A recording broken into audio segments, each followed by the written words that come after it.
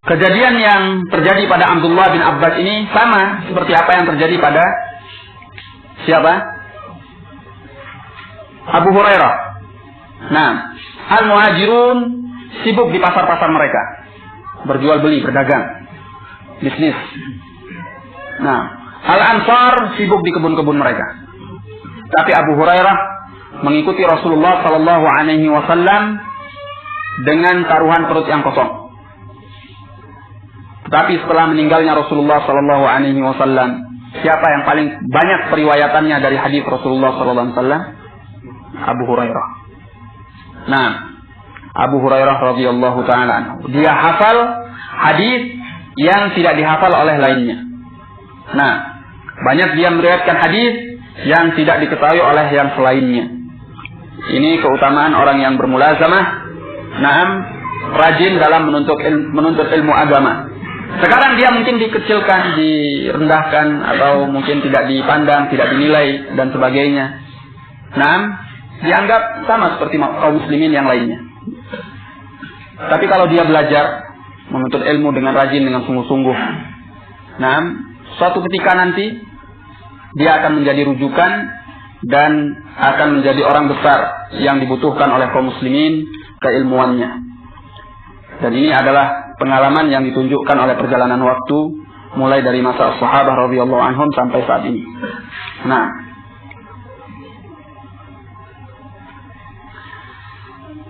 baik. Yang menjadi syahid dari pembahasan hadis Ibnu Abbas ini, bahwa berbuat baik kepada ibu, al-walidah, atau dalam bahasa lainnya mampu untuk mengimbangi dosa perbuatan membunuh. Nah, apabila seorang bertaubat kepada Allah Azza wa Jalla, sehingga ketika Abdullah bin Abbas ditanya tentang masalah ini, beliau bertanya, ummuka hayyah, apakah ibu masih hidup? Untuk menunjukkan bahwa birrul berbuat baik kepada ibu bisa mengimbangi besarnya dosa membunuh. Tentunya ini menunjukkan betapa besarnya hak ibu, sehingga berbuat baik kepadanya bisa menghancurkan kesalahan membunuh. Karena al-hasanat yudhibna as-sayyi'at, kebaikan-kebaikan itu bisa menghilangkan keburukan-keburukan. Baik. Dalam hadis ini banyak pelajaran-pelajaran yang bisa kita ambil. Di antara pelajaran yang bisa kita ambil,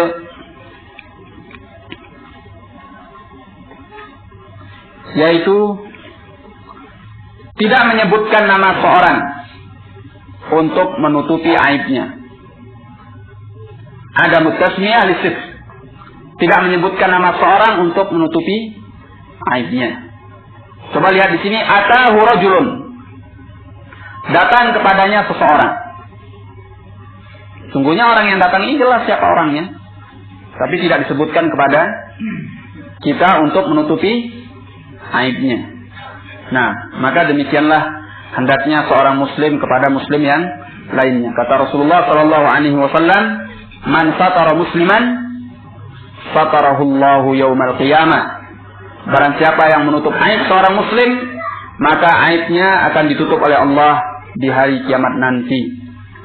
Nah, sehingga tidak boleh kita membuka aib seorang muslim bila tidak ada hajah, tidak ada kebutuhan, dan tidak ada faedah yang bisa diambil daripada itu.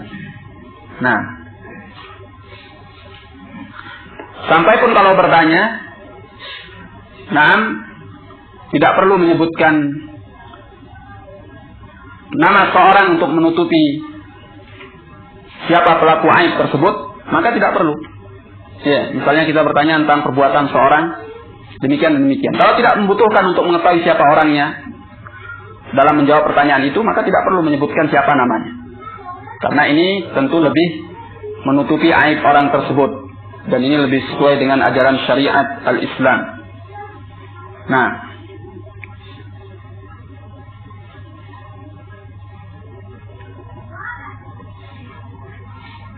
Maka aib itu adalah ditutup. Aib ditutup. Baik.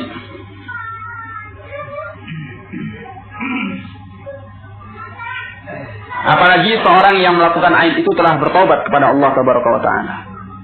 Maka untuk ditutup aibnya lebih utama.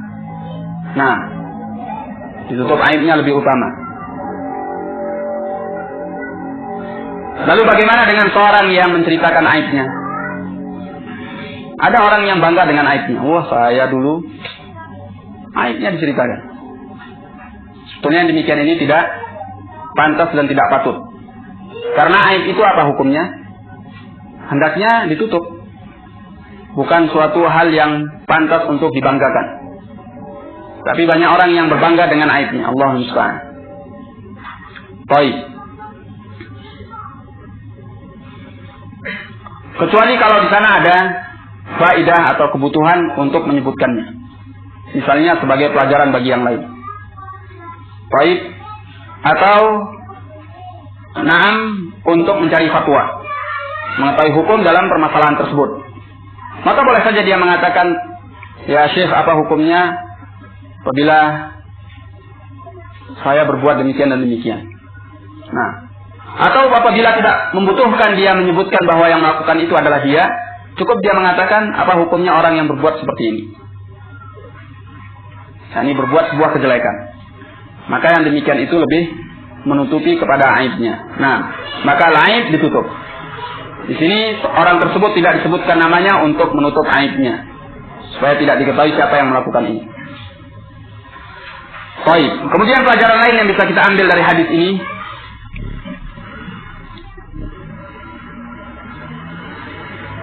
bahwa di sini ada penjelasan mengenai bahayanya al-ghirah, bahayanya cemburu. Nah, cemburu yang tidak terkendali bisa menyebabkan seorang jatuh ke dalam banyak perbuatan-perbuatan maksiat. Tidak laki, tidak perempuan. Bahkan dalam hadis ini atau dalam asar ini yang berbuat adalah laki-laki. Nah, dan yang paling banyak memiliki cemburu siapa? Perempuan. Nah, al-muhim al-ghirah yang tidak terkendali atau yang bukan pada tempatnya akan membawa kepada maksiat, membawa kepada ghibah, membawa kepada an-namimah, membawa kepada al-fasad, kerusakan, bahkan sampai pada tingkat membunuh. Sampai pada tingkat membunuh seperti dalam asar ini. Nah, maka seorang harus bisa mengendalikan al-ghirah, kecemburuannya. Nah, bukan berarti tidak punya rasa cemburu. Seorang harus punya rasa cemburu, namun pada tempatnya. Nah, sebagian orang cemburunya tidak terkendali sehingga menjatuhkan dia dalam maksiat karena kecemburuannya itu. Nah, sebagian orang karena kehilangan kecemburuan menjatuhkannya pula ke dalam maksiat. Nah, kehilangan kecemburuan sehingga istrinya dibawa orang, bawalah. Anaknya dibawa orang, bawalah. Nah, bahkan kalau anaknya tidak dibawa orang, bingung dia. Nah, itu banyak keadaan sekarang dari orang-orang tua terhadap anak gadisnya, iya enggak? Nah, kalau tidak dipacari anaknya bingung dia. Tidak memiliki ghirah, kecemburuan. Nah, bahkan dia yang mendorongkan anaknya, istrinya untuk jatuh ke dalam maksiat. Dayus, istilahnya adalah dayus. Orang yang membiarkan keluarganya untuk jatuh ke dalam maksiat, berhubungan dengan laki-laki yang lain. Allahumma musta'an. Dan untuk masalah ghirah dalam hal ini, masyarakat kita jauh dari syariatul Islam.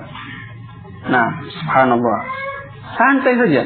Istrinya mau pergi dengan orang lain, mau bicara sama orang lain, ini maksudnya laki-laki, atau berjalan sama orang lain, kerja sama orang lain, dan seterusnya. Demikian pula dengan anak perempuannya. Nah, Allahul musta'an. Ini merupakan sikap yang kehilangan ghirah dari banyak kaum muslimin, kehilangan kecemburuan dari banyak kaum muslimin. Nah,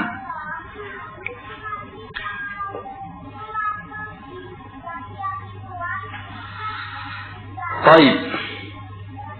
Maka al-ghirah yang baik adalah pertengahan. Diletakkan pada tempatnya. Pada tempatnya untuk ghirah, untuk cemburu maka cemburu, dan yang bukan pada tempatnya hendaknya seorang bisa mengendalikan al-ghirah tersebut.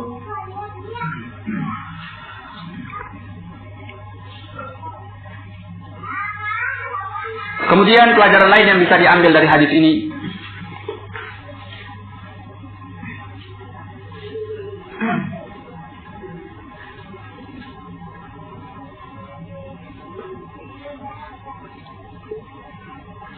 yaitu tidak putus asa untuk bertaubat kepada Allah Tabaraka wa Ta'ala walaupun telah melakukan dosa yang besar. Nah, karena rahmat Allah Tabaraka wa Ta'ala itu luas. Ya ibadiyalladzina asrafu ala anfusihim la taqnatu min rahmatillah innallaha yaghfirudz dzunuba jami'an. Wahai hamba-hambaku yang telah melampaui batas atas diri mereka, janganlah kalian berputus asa dari rahmat Allah. Sungguhnya Allah mengampuni semua dosa. Tidak ada dosa yang tidak diampuni oleh Allah, bahkan dosa kekafiran dan kesyirikan besar sekalipun. Semuanya diampuni oleh Allah, tapi dengan syarat bertaubat. Nah, bertaubat kepada Allah Tabaraka wa Ta'ala. Nah, dengan taubat yang benar. Maka tidak perlu untuk berputus asa. Coba lihat hadis dalam As-Sahihain. Bagaimana seorang yang telah membunuh 99 orang. Ini masih satu. Dalam hadis yang lain 99 dia bunuh. Nah, kemudian datang kepada seorang ahli ibadah, tanya apakah saya masih memiliki taubat sementara saya sudah membunuh 99 orang. Katanya enggak ada. Karena 99 orang dibunuh. Ya sudah, lengkapi aja 100. Nah, akhirnya dia bunuh 100 orang. Itu bahayanya adam al-ilm, berfatwa tanpa ilmu. Baik. Lalu ketika dia ditunjukkan kepada orang yang alim di sebuah negeri, dia datang kepada alim tersebut, katanya engkau memiliki taubat. Nah, maka pergilah ke negeri fulani dan beribadahlah kepada Allah di sana bersama penduduknya, dan tinggalkan negerimu yang buruk. Maka orang ini pergi untuk bertaubat kepada Allah menuju negeri yang telah ditunjukkan. Namun di tengah jalan dia meninggal. Nah, dan rohnya menjadi persaingan antara dua malaikat, malaikat Ar-Rahmah dan malaikat Al-Azab. Kemudian ditengahi oleh malaikat yang lain dan diukur jaraknya mana yang lebih dekat, dia menuju negeri yang baik itu atau masih dekat kepada negerinya yang buruk. Ternyata dia lebih dekat kepada negerinya yang baik, lebih dekat kepada negerinya yang akan dituju, yaitu negeri yang baik. Maka dia diambil atau rohnya diambil oleh malaikat Ar-Rahmah. Nah, menunjukkan bahwa rahmat Allah Tabaraka wa Ta'ala itu luas, tidak sempit. Maka tidak perlu seorang qunut min rahmatillah, putus asa daripada rahmat Allah Tabaraka wa Ta'ala. Sebagaimana dia tidak boleh untuk memiliki sikap adamul khasyah, tidak takut kepada Allah Tabaraka wa Ta'ala. Nah, jadi harus pertengahan. Harus memiliki rasa takut dan tidak boleh putus asa dari rahmat Allah. Dia harus mengumpulkan al-khawf war-raja, rasa takut dan pengharapan. Nah, ada saatnya dia memperbesar harapan kepada Allah, ada saatnya dia harus memperbesar rasa takut kepada Allah Tabaraka wa Ta'ala. Nah, dan ini sudah berulang pelajarannya. Baik. Dalam kondisi apa saja yang roh, dia harus memperbesar rasa takut kepada Allah atau pengharapan kepada Allah. Selain yang pertama, dalam keadaan dia akan berbuat maksiat. Apa yang diperbesar? Rasa takutnya. Rasa takut pada Allah. Nah. Kemudian rasa takut juga diperbesar ketika dia dalam keadaan sakit. Nah. Dalam keadaan sakit.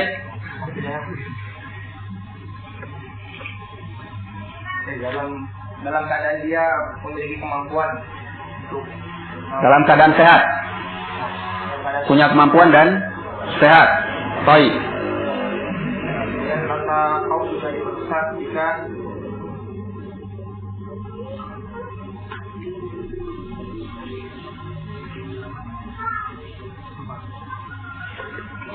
ya Allah, gotong royong. Apa, Abu Mas'ud?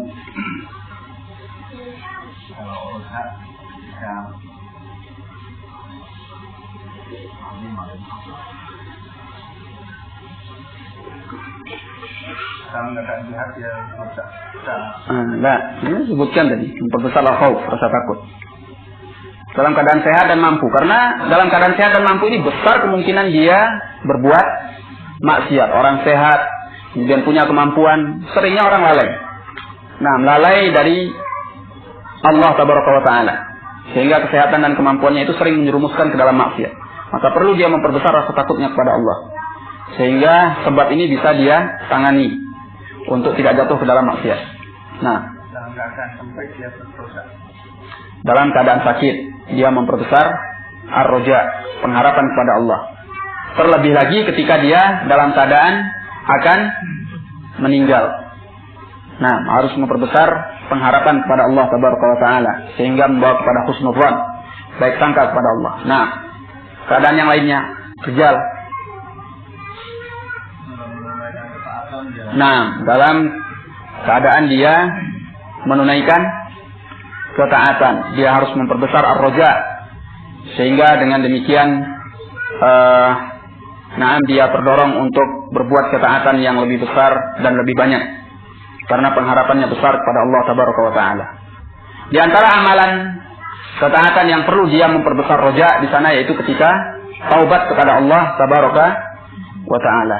Perlu dia memperbesar ar-roja, pengharapan kepada Allah, sehingga tidak putus asa dari perbuatan dosa, sehingga tidak berputus asa dari rahmat Allah Tabaraka wa Ta'ala. Nah,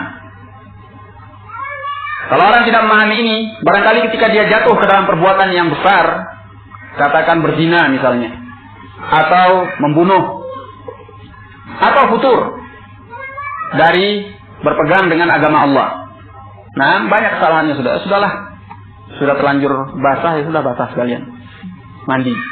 Nah, akhirnya semakin larut dalam kesalahannya apabila dia tidak memperbesar pengharapannya akan rahmat Allah Tabaraka wa Ta'ala. Maka ketahuilah bahwa rahmat Allah itu luas. Allah mengampuni semua dosa selama hambanya bertaubat. Nah, kemudian pelajaran lain yang bisa kita ambil dari hadis ini,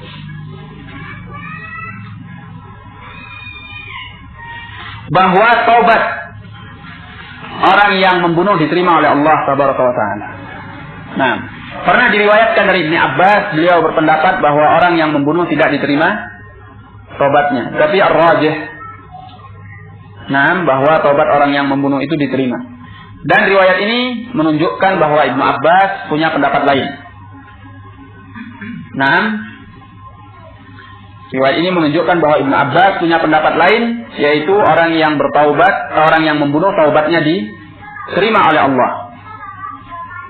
Dan diriwayatkan pula bahwa Ibnu Abbas radhiyallahu anhu kembali dari pendapatnya yang pertama. Memang dahulu dia berpendapat orang yang membunuh tidak diterima taubatnya oleh Allah, tapi kemudian belakangan beliau berpendapat bahwa orang yang membunuh diterima taubatnya oleh Allah Tabaraka wa Ta'ala. Dan ini tentunya yang sesuai dengan nas-nas Al-Quran dan sunnah Rasulullah Sallallahu Alaihi Wasallam. Sebab yang namanya membunuh itu, tidak melebihi dosa kekafiran dan syirik. Kalau dosa kekafiran dan syirik, apabila bertobat, diterima nggak taubatnya? Diterima.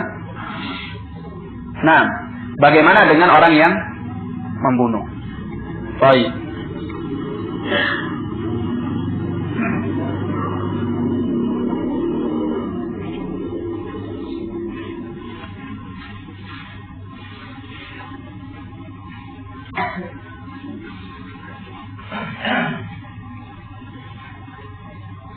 Kemudian pelajaran lain yang bisa diambil dari hadis ini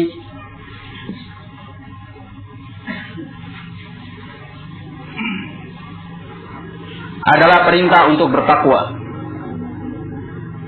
dengan sesuai kemampuan. Nah, karena pernyataan Ibnu Abbas, wa taqarrab ilaihi mastata'ta, dekatkan dirimu kepada Allah dengan semampumu. Nah, mendekatkan diri kepada Allah dengan semampu kita.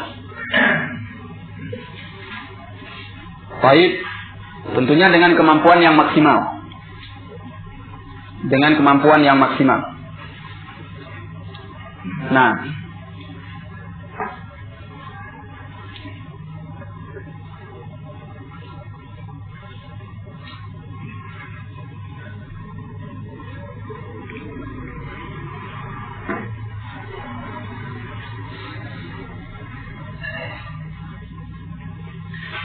yang dimaksud dengan kemampuan di sini yaitu sebab-sebab yang bisa dipakai untuk taat kepada Allah Tabaraka wa Ta'ala dan bertakwa. Nah,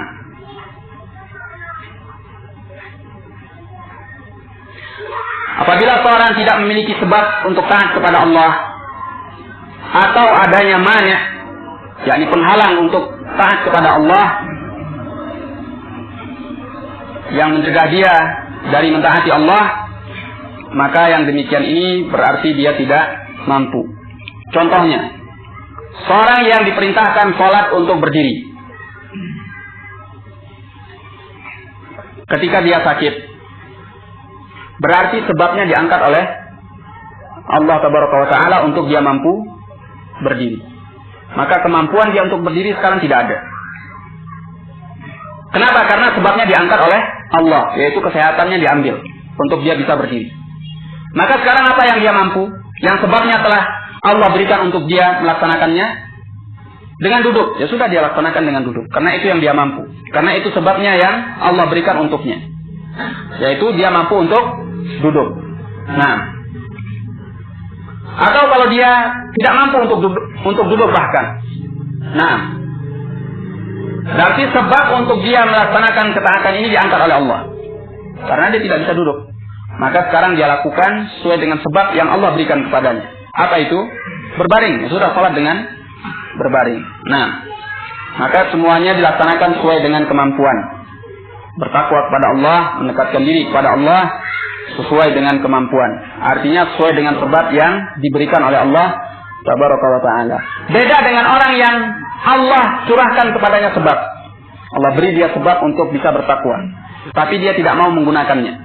Apakah yang demikian ini dinyatakan tidak mampu? Yang demikian tidak bisa dinyatakan tidak mampu. Misalnya seorang dianjurkan untuk bersedekah. Yasin, ente bersedekah. Harta ente ini sudah berhak untuk dizakati. Sudah sampai kepada nisabnya dan sudah berlalu dalam masa 1 tahun. Oh, saya tidak mampu, belum mampu saya mengeluarkan zakat.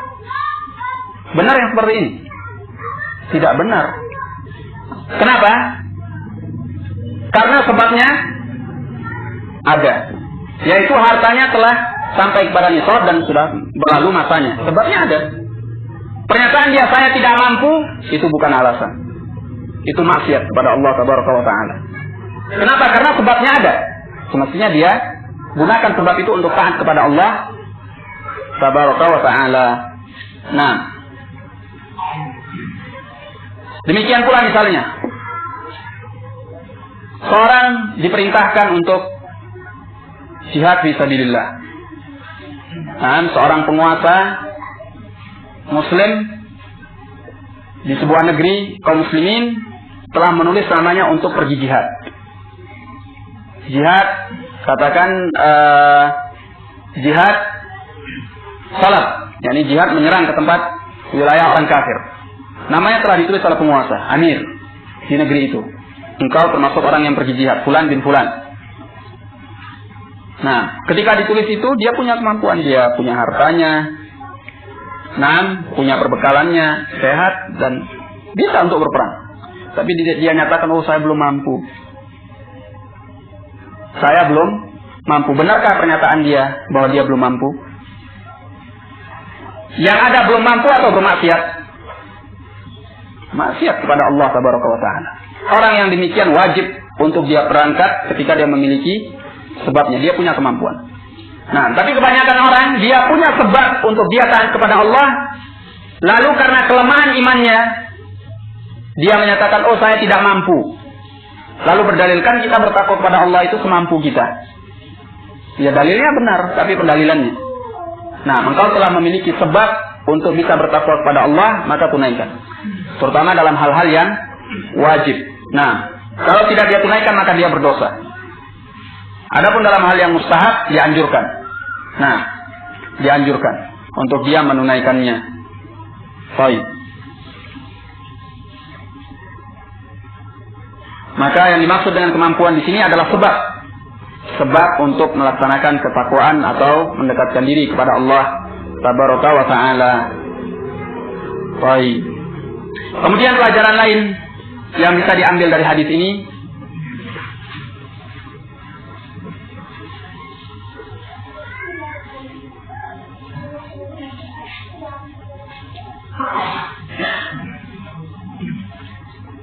bahwa memperbanyak kebaikan adalah sebab dihapuskannya dosa. Sebab dihapuskannya dosa. Nah, kalau kita tahu bahwa kita punya kelemahan, kekurangan, banyak berbuat dosa, dan ini tentunya keadaan banyak dari kalangan muslimin, hendaknya dia di samping bertaubat kepada Allah Tabaraka wa Ta'ala adalah memperbanyak kebaikan. Memperbanyak kebaikan. Dan ini selalu yang dianjurkan oleh Rasulullah SAW untuk memupus dosa-dosa kita. Di samping kita bertaubat, menggantikan masa yang telah kita gunakan untuk dosa, kita pakai selanjutnya untuk taat kepada Allah Tabaraka wa Ta'ala. Para wanita ketika dinyatakan oleh Rasulullah SAW, mereka adalah penduduk neraka yang paling banyak. Nah, disebabkan mereka ingkar terhadap suaminya atau kafir terhadap suaminya. Nah, kemudian mereka banyak mencela atau melaknat. Lalu apa yang dianjurkan oleh Rasulullah SAW untuk mengimbangi ini? Banyak sedekah. Demikian pula banyak istighfar, minta ampun kepada Allah Tabaraka wa Ta'ala. Nah, karena kebaikan-kebaikan itu yudhibna as-sayyi'at. Kebaikan-kebaikan itu menghapuskan perbuatan-perbuatan dosa. Di dalam hadis Mu'adz bin Jabal yang dikeluarkan oleh Imam Tirmidzi, Rasulullah SAW menyatakan,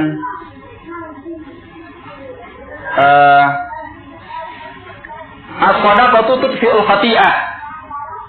Sedekah itu bisa membinasakan kesalahan.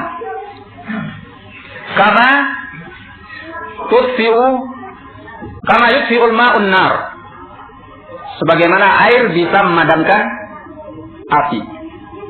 Nah, terutama di bulan Ramadan ini, Rasulullah SAW orang yang paling sangat dermawan. Kesempatan untuk memperbanyak sedekah. Di samping kita meraih kemuliaan, ajar pahala dari Allah Tabaraka wa Ta'ala, juga dalam rangka untuk memusnahkan dosa-dosa yang pernah kita perbuat. Nah, maka dianjurkan seorang memperbanyak kebaikan-kebaikan untuk menghilangkan keburukan-keburukannya. Baik. Dan itu salah satu syarat daripada taubat yang nasuha. Taubat yang baik, taubat yang benar. Nah, dia mengganti kesalahannya dengan kebaikan. Mengganti kesalahannya dengan kebaikan. Baik. Kemudian pelajaran lain yang bisa diambil dari hadis ini,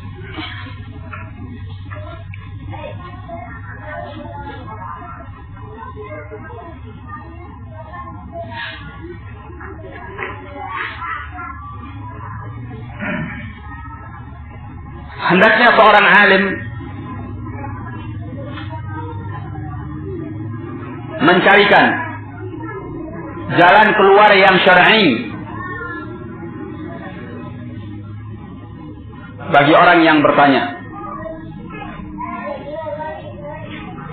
Nah, serta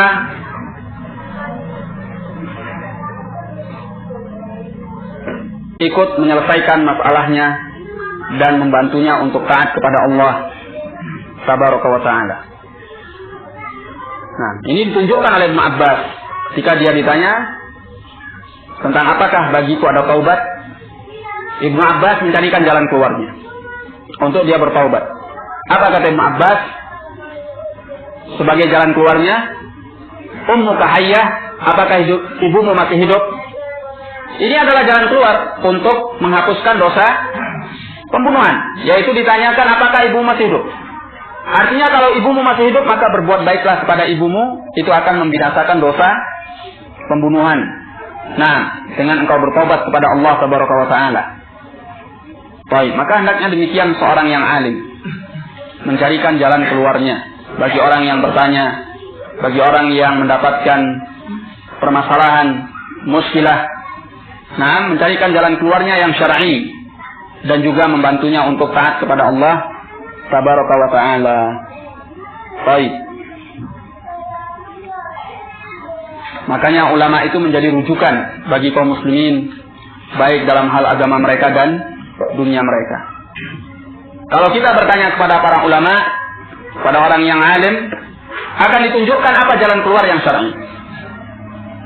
Karena memang kapasitas mereka sebagai pembawa ilmu agama ini. Beda kalau kita bertanya kepada yang selain mereka.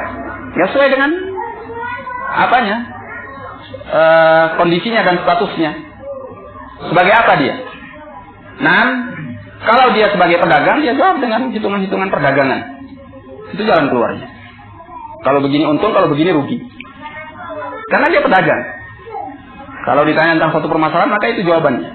Nah, kalau dia tukang bangunan, maka dia hitung dengan perhitungan arsitektur yang dia tahu. Kalau begini akan kuat, kalau begini akan lemah. Dan seterusnya. Maka masing-masing orang akan menjawab sesuai dengan apa yang dia mampu. Nah, kalau kita pergi kepada seorang ulama, dia tentu akan menunjukkan al-makhraj asy-syar'i, jalan keluar yang disyariatkan, yang membantu kita untuk taat kepada Allah Tabaraka wa Ta'ala dalam menghadapi permasalahan itu. Nah, kalau kita bertanya kepada seorang politikus, maka jawabannya jawaban politikus dengan diplomasi dan sebagainya. Ya, walaupun dia berkedok sebagai seorang ustaz. Nah, tapi wataknya atau pikirannya pikiran politikus, maka jawabannya jawaban politikus. Bagaimana ini sikap? Nah, karena nanti akan terjadi seperti ini, kemungkinannya demikian. Politikus. Ya, Allah musta'an. Beda kalau kita tanya dengan ulama, jawabannya ini dalil Al-Quran, ini dalil dari Sunnah. Maka sebaiknya ini yang lebih selamat bagi agamamu, lebih selamat bagi masyarakatmu, dan seterusnya. Nah, baik. Maka kita mengetahui tempat bertanya itu penting. Kepada siapa kita harus bertanya membawa permasalahan yang sedang kita hadapi. Hendaknya kepada para ulama yang menunjukkan kita al-makhraj asy-syar'i, jalan keluar yang syar'i. Baik.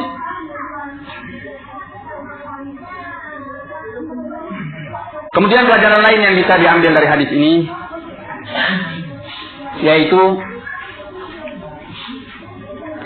bagaimana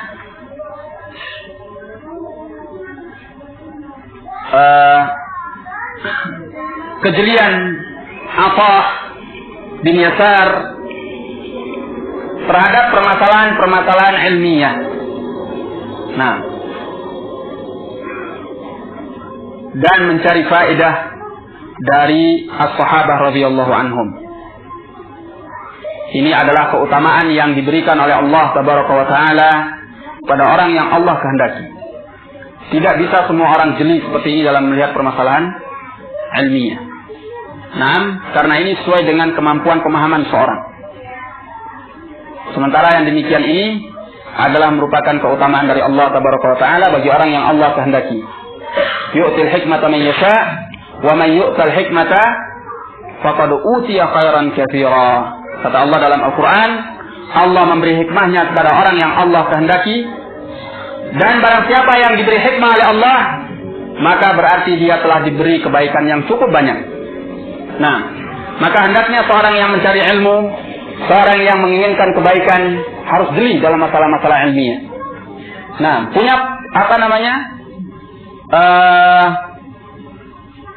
respon yang kuat. Nah, sehingga bisa mengetahui hal-hal yang menjadi pelajaran penting bagi agamanya. Di sini Atha bin Yasar ketika ditanyakan oleh Ibnu Abbas, apakah ibumu hidup, kepada orang tersebut, dia sadar, loh kenapa Ibnu Abbas bertanya seperti itu? Mesti ada pelajaran di sana. Nah, kalau orang tidak perhatian, ya sudah, Ibnu Abbas selesai menjawab, ya sudah selesai urusan. Nah, tapi Atha bin Yasar pergi kepada Abdullah bin Abbas dan bertanya, kenapa engkau tanyakan bahwa ibunya masih hidup? Kata Ibnu Abbas memberikan jawaban, karena aku tidak tahu amalan yang lebih mendekatkan kepada Allah daripada berbuat baik kepada seorang ibu. Nah, mendapatkan pelajaran yang penting. Nah, maka demikianlah orang yang menginginkan kebaikan dan mencari ilmu. Hendaknya dia punya kejelian dan respon yang tinggi terhadap masalah-masalah ilmiah. Nah, sehingga mendapatkan pelajaran-pelajaran penting dalam masalah agamanya. Baik. Kemudian pelajaran yang bisa diambil dari hadis ini,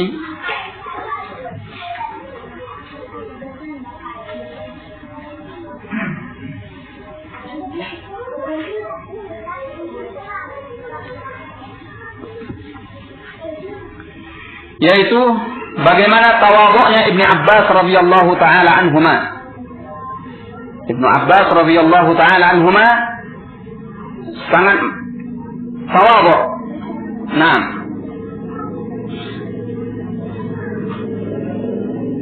di mana beliau membuka jawabannya terhadap pertanyaan Atha bin Yasar, inni la a'lam. Sungguhnya aku tidak tahu. Artinya ini sebatas pengetahuan beliau. Beliau tidak memastikan. Tapi sebatas pengetahuan beliau, tidak ada yang lebih mendekatkan kecuali berbuat baik kepada kedua orang tua. Ini menunjukkan betapa beliau merendahkan diri. Nah, walaupun beliau seorang yang alim, seorang faqih, mufassir, tapi beliau tetap berhati-hati dan berjaga-jaga, merendahkan diri. Nah,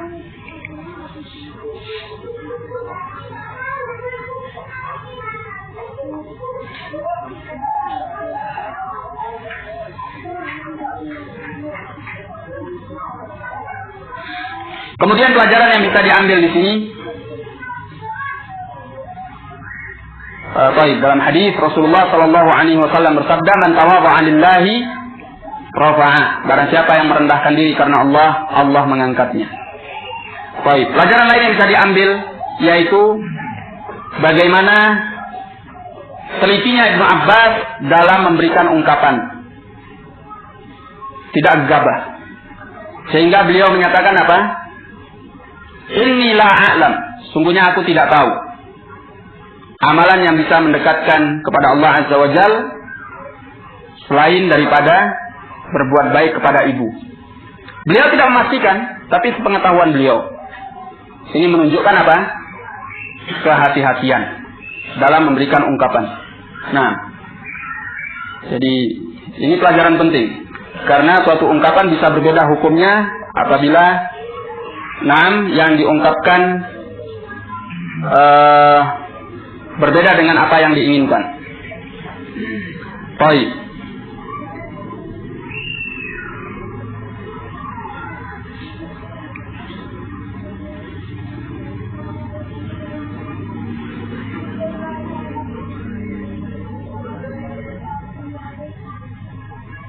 Ini beberapa pelajaran yang bisa kita ambil dari hadis ini. Tapi asyahid dari hadis ini bahwa berbuat baik kepada berbuat baik kepada ibu bisa menghapuskan dosa besar walaupun dalam bentuk pembunuhan. Nah, apabila seorang bertobat kepada Allah tabaraka wa taala, wallahu a'lam bissawab. Mudah-mudahan apa yang kita pelajari pada hari ini bermanfaat. Bagi kita semua, kita akhiri. Subhanakallahumma bihamdika asyhadu an la ilaha illa anta astaghfiruka wa atubu ilaik. Assalamualaikum warahmatullahi wabarakatuh.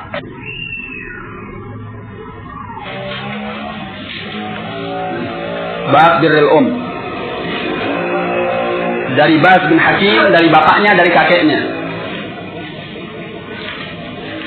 Antum lihat ya kawan. Nah, yang perlu saya ingatkan di sini, yang kemarin terjadi di sana kekeliruan mengenai Baz bin Hakim dari bapaknya. Siapa bapaknya? Hakim. Dari kakeknya. Siapa kakeknya yang kita sebutkan kemarin? Abdullah bin Amr bin As. Ini keliru. Kemarin pikiran saya pergi kepada silsilah ruwat, silsilah perawi yang lainnya. Nah, yang benar di sini bahwa kakeknya adalah Muawiyah bin Haidah al-Kushairi. Muawiyah bin Haidah al-Kushairi. Muawiyah bin Haidah al-Kushairi. Baik. Ini adalah sanad yang dihasankan di kalangan ahlul ilm. Silsilah ruwat yang dihasankan di kalangan para ulama.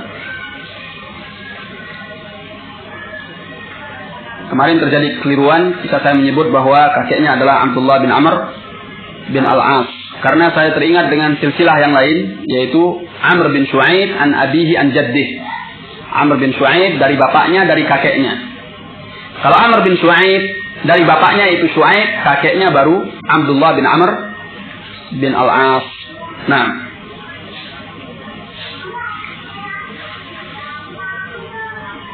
yang dimaksud dengan kakeknya adalah Abdullah bin Amr bin Al-As.